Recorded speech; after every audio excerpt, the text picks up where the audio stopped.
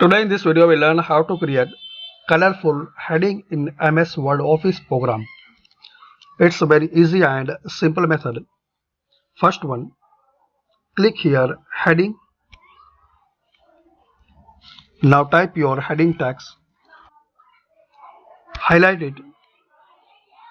Get it in center. Now click here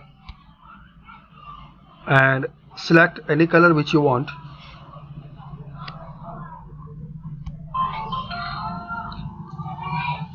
Now change the text color.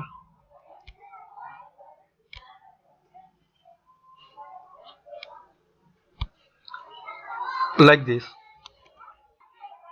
And you can make the different color headings.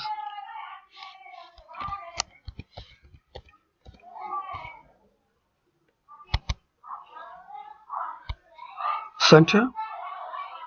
Change background color. Change text color. Like this. So by this easy method you can create a colorful heading in MS Word Office. I hope you like this video. Thanks for watching this video. Please share, like and subscribe this channel.